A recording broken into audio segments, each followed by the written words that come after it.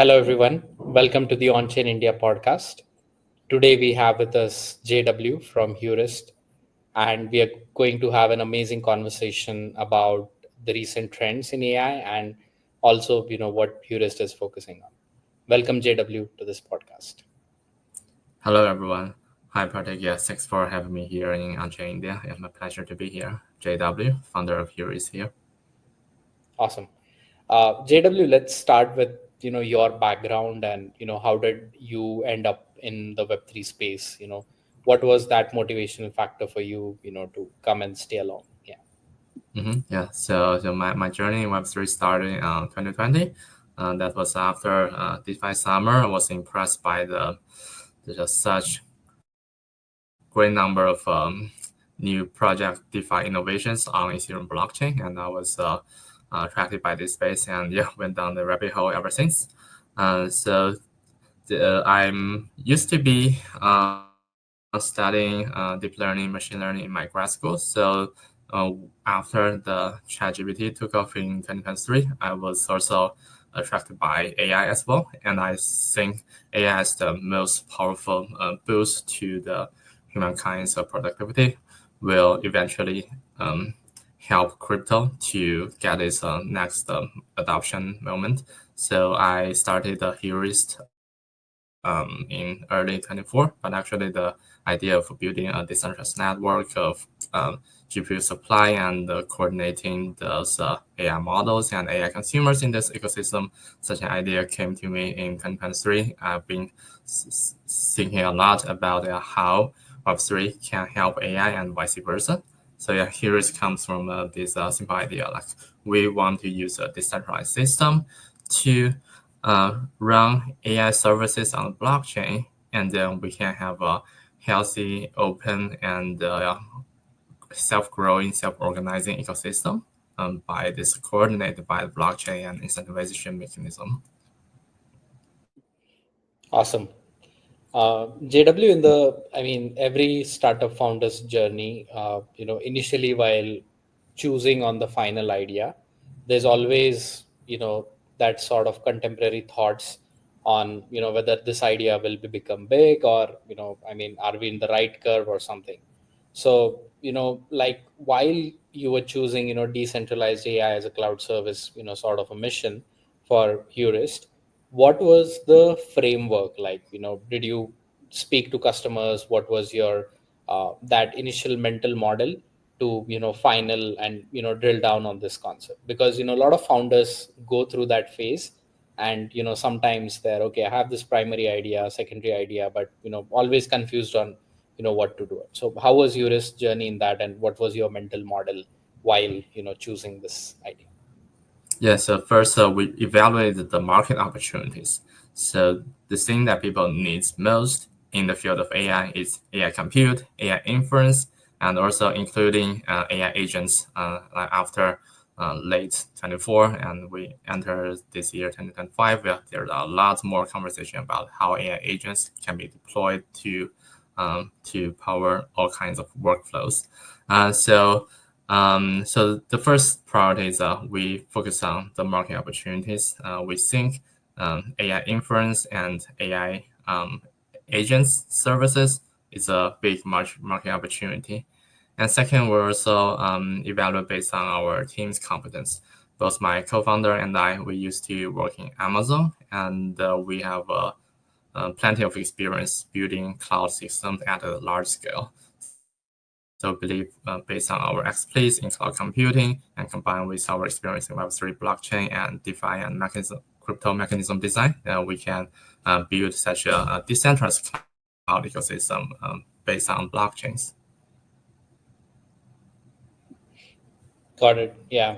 I think speaking to customers and speaking to more people and then validating is always a good idea, to go ahead, and I think it just boosts a lot of confidence. So I think founders should definitely try on this approach and move ahead. Moving towards the more main company aspect, JW. So I often Eurus define itself as community owned DAI ecosystem, right? In terms of AI, has evolved a lot in Web3, since last, couple of years. So how does, this align, or like, how did you align with that sort of mission to come in? Yeah, the concept of community owned is always evolving, and we put community to the center of this ecosystem and to our priority in our roadmap. So at the beginning, Huey started off as a decentralized GPU network where we coordinate thousands of GPUs contributed by the community and letting them run AI models, LLMs, generative AI models. And those community members were super hyped about they can host a very powerful AI model on their own machine and their own PC. And that came as a very powerful way for us to acquire users, acquire community members. So that was since last year until the beginning of this January. Yeah, we run this large scale community GPU contribution and mining campaign. Yeah, just like crypto mining, they can easily contribute in our network and earn tokens. So that's why we put community first to our ecosystem, is that we reward tokens to incentivize them to do this mining and earn rewards. That made our community really happy, because otherwise, uh, you see on the market there are so many other crypto projects, new projects, and they um, and community members typically like grind hard for a chance to get airdrop. But we made it super fair. We just let people run their GPU. It's just like Bitcoin mining. Once your machine is live and you are contributing something real, then you get rewarded. So yeah, we put community in the very first place in our development. And now, although our mining campaign stopped, we still provide a variety of AI services, and where people can use that for free for our front ends. And also, we allocate a generous amount of free credits for developers to try out our API to build stuff. We always have developer support in our community, namely Discord, Telegram, and also some local community channels. We have dedicated support person to help people get onboarded to our ecosystem, whether they have questions using our products or developers that they meet problems, and even that some people are converted to core contributors to our GitHub open source repositories. So all this community-centric model and strategy help us gain a solid foundation in the Web3 space, and make people realize that we are not like another like centralized AI company. We're very open, and we are fully transparent in our decision making and execution, and everyone can contribute to the open source development of all those like AI frameworks, and also developer tutorials owned by the Heurist company. Amazing. Uh, on to next question, JW. I think, in terms of like decentralized AI, compute resources, uh, I think you guys are using GPUs, from a vast different global network, which is like decentralized and, permission sort of an aspects. Now, if you compare that to the existing traditional models of like the AWS or, the other GCP servers, which are there in the place, like, how is it like impacting, and, what value add does it specifically bring to the developer perspective? And second, I think in terms, I mean, the follow-up question is, have you seen a lot of demand from the Web3 developers, or how is the ratio, between the Web3 and Web2 when it specifically comes to utilizing these resources? Yeah. So first, by using decentralized compute, yeah, you are asking, yeah, is there any benefits or disadvantages compared to the centralized model of like AWS or Google Cloud? So yeah, I think the cost is the biggest advantage of using decentralized compute resources, because um, all over the world there are so many small data centers where their resources, their compute resources, are not fully utilized. So by working with those smaller data centers, we can actually get a much greater discount than those big giant Web2 cloud services. Like if you look at the cost of renting GPU per hour, it's so using those smaller data centers resources can lower the cost by almost 70%, 80%. So that means we have a big advantage over centralized services in terms of cost. And the challenge is that the availability is not as great as AWS, because AWS, they provide like 99.99% for most of their services. And for us, definitely the downtime is a little bit higher than that, and we honestly admit that.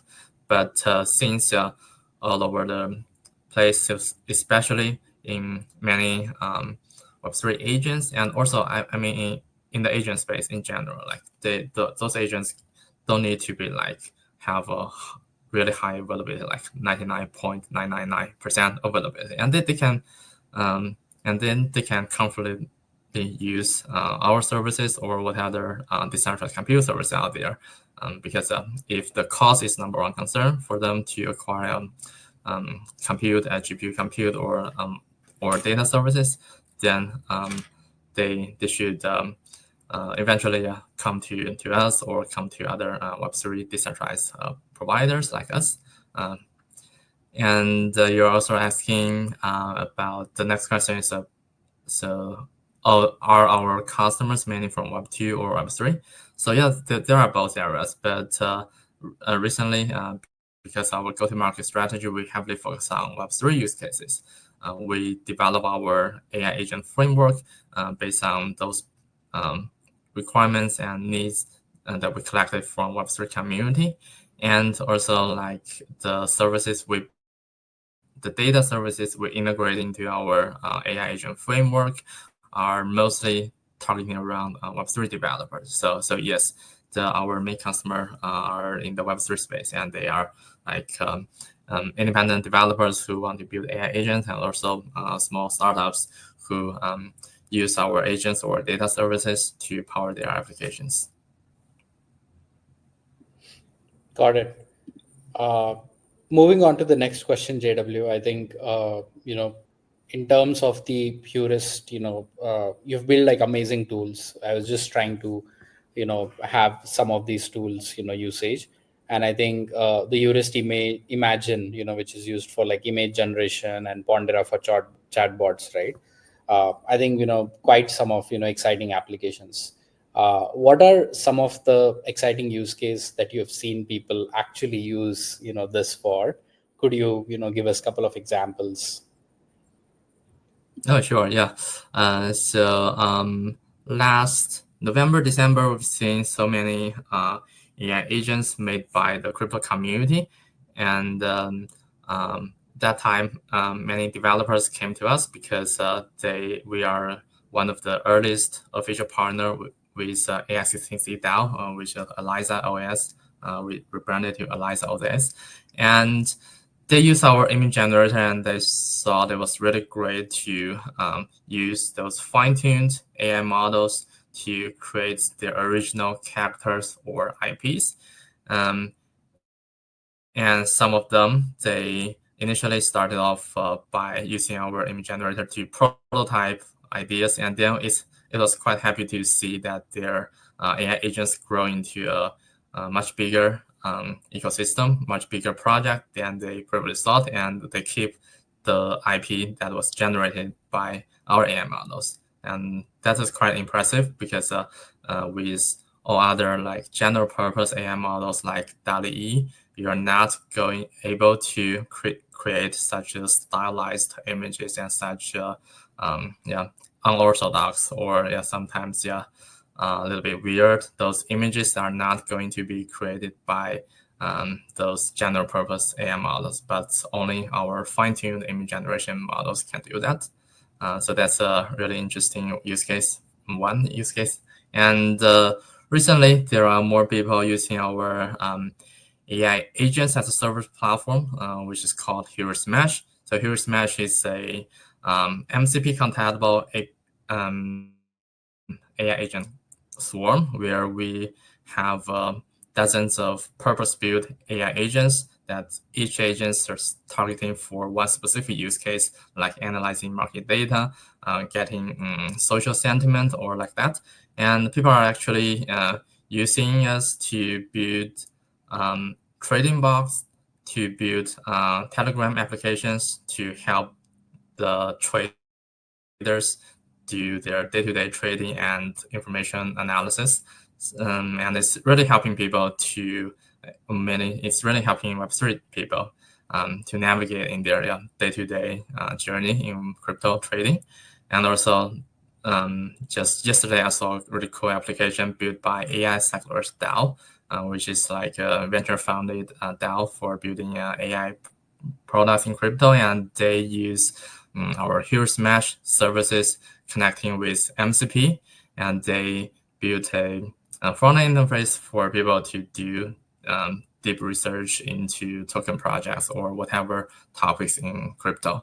So yeah, it's those applications are beyond our imagination, and it's happy to see that developers are using our tools and services to build all sorts of applications. Awesome.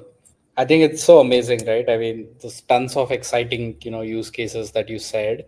I mean, it shows, how good the platform is, and, the community feedback, always matters to this. So I'm pretty excited, what more things, people can do over in next couple of quarters.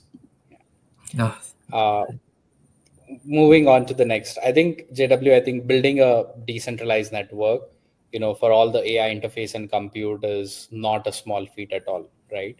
I mean, I'm pretty sure you guys must have gone through, tons of logistical technical deployment challenges.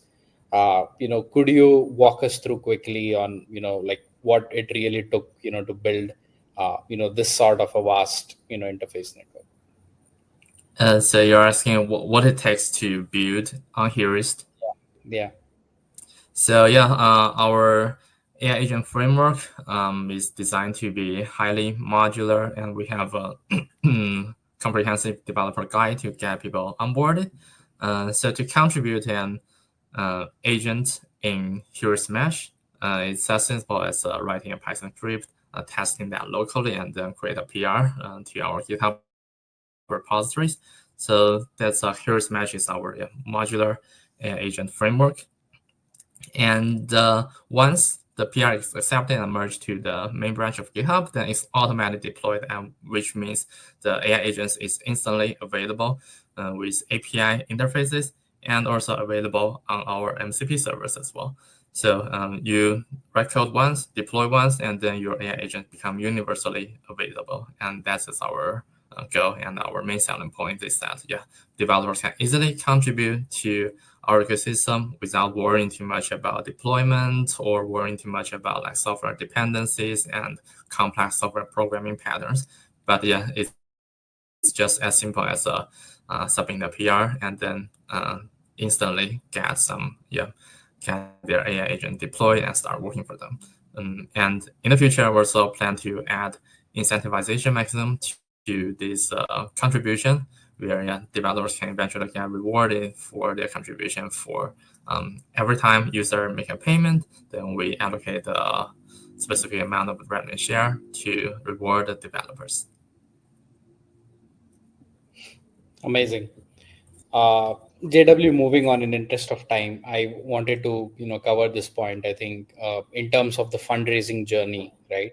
I think every founder has to go through it, and at times it's a bit tough, because you're constantly in the building mode, and then conveying your vision to large set of venture capitals, to move ahead in the journey is always a tough task. So how was your heuristic fundraising journey? And the follow-up question to that is, founders who are specifically looking to raise their first rounds, what should be few areas that they should be aware of, or how should they prepare to ensure they have like a successful fundraise? Yeah. So we raised our first round last April, and completed in the summer last year. So at that time, just for as a tip or advice, yeah, as a founder, you have to allocate like at least like amounts of time. Be prepared that you are not going to be very productive in your product development for at least a month, and where your primary job is taking calls, improving your deck, and yeah, networking with new people. Um, yeah, I think the main challenge is getting the first two or three angels or funds into your round. And once you get the early angels in, yeah, they can introduce you to their friends. They can introduce you to more funds, and your next step will be easier. So it's always the toughest step is the first step.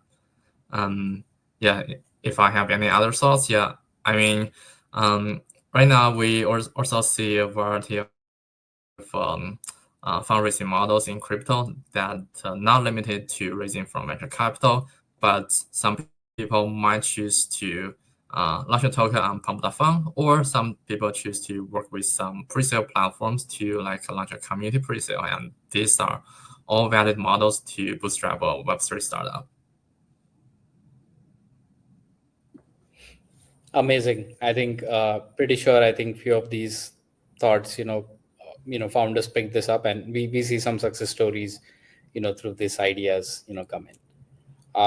JW, one last question, before we depart. I think what you guys have created is a pretty amazing, network. Say for any outside user who want to contribute to Heuristic, either in terms of, like giving out their GPUs, or, assisting in the community events, or, like onboarding more developers. What are different ways where a lot of these communities can contribute to Heuristic, and what should be the ideal way to reach out for them to you guys? Yeah, join our Discord or our Telegram group. We have a dedicated group for builders, and from there we have frequent developer updates, and then you can learn more about what's happening, what's going on in our ecosystem. And since our agent framework is all open source on GitHub, yeah, feel free to check that out and see if there's any interesting idea you want to contribute. And also, yeah, we take a look at our developer documentations. I believe, yeah, if this sparks some of your product ideas, yeah, feel free to connect with our team, and we can further support you, whether in terms of technology or in terms of BD and marketing support. Yeah, we can also connect you to the right people that you want to work with, and also maybe fundraise. Awesome. I think thanks, AW. I think it was amazing to chat with you, and get to know about Heurist, and different ideas that you guys are brewing. I'm pretty excited to see tons of use cases and how people are using the platform, to generate more sort of content, and how this will go. So definitely looks an exciting year for you guys, and all the best for future plans. Yeah, appreciate that. Yeah, thanks so much for having me on the podcast. And let's stay connected by following our official Twitter, and yeah, join the Discord or Telegram groups. Yeah, for the audience, yeah, we are always our core team always active in those community channels.